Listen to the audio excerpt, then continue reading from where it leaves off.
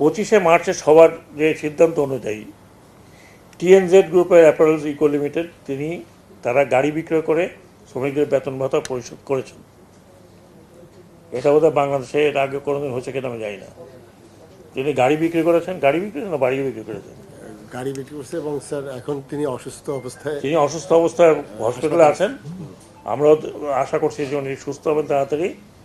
আমি অলরেডি সচিব মহোদয়কে বলছি খবর নিতে, যে উনি যাতে পরিচর্যা ভালো হয়, তিনি গাড়ি টাড়ি বিক্রি করে দিয়ে শ্রমিকের বেতন দিচ্ছেন। আর মাহমুদ গ্রুপের 2টি প্রতিষ্ঠানের শ্রমিকের বেতন ভাতাদি পরিশোধের জন্য বাংলাদেশ ব্যাংক কর্তৃক তাদেরকে নগদ সহায়তা বাবদ 11 কোটি টাকা ছাড়করণ করা হয়েছে বাংলাদেশ ব্যাংক থেকে তরফ থেকে। কারণ তাদের বলে টাকা পয়সা তাদের আছে কয়েকটি ব্যাংকে, 2টি ব্যাংকে বোধ তাদের টাকা আছে, সেটা বাংলাদেশ ব্যাংক থেকে ছাড় দেওয়া হয়েছে। সো ওই গ্রুপের শ্রমিকরা তাদের আশা করি তারা ঈদের আগে পয়সাটা পেয়ে যাবেন। এটা হচ্ছে মাহমুদ জিন্স তাদের 2টি প্রতিষ্ঠান। Style craft and young one BD limited বেতন ভাতাদি পরিশোধের জন্য মালিক শ্রমিকদের নিয়ে শ্রম কর্মসংস্থান মন্ত্রণালয়ে আজ একটি সভা হয়েছে। সভায় শ্রমিকদের পাওনাদি পরিশোধের বিষয়টি নিষ্পত্তি হয়েছে।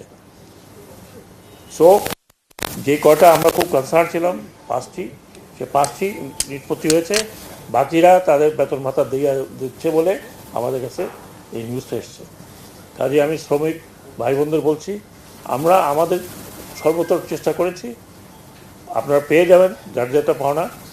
আর বাকিদেরটা আপনারা ডেফিনেটলি পেবেন। যদি না পান তাহলে আজকে মধ্যে বা কালকে আমরা সকালে এনাদের বিরুদ্ধে ব্যবস্থা নেওয়া শুরু করবো। এখন পর্যন্ত আমাদের কাছে প্রায় সবগুলো অলমোস্ট বাই টুডে।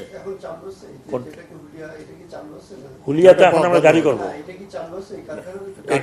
কারখানা বন্ধ। জি না, এই টাকা তো আমরা দিয়ে দিয়েছি।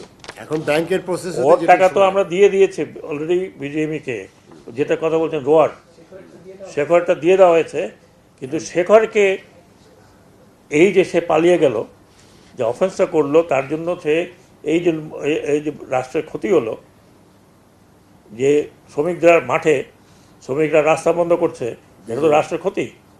এই ক্ষতির কারণ সে। কাজেই তার বিরুদ্ধে মামলা যা করার সেটা বলা হয়েছে স্বরাষ্ট্র মন্ত্রণালয়কে, এবং দরকার হলে ইন্টারপোলে খবর দেওয়া হবে to get out of him. এখন আর কেউ নাই যে দিচ্ছে না।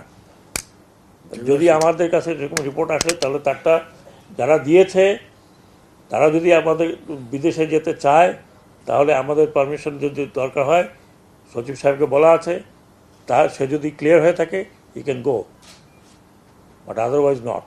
তো এটা থাকবে।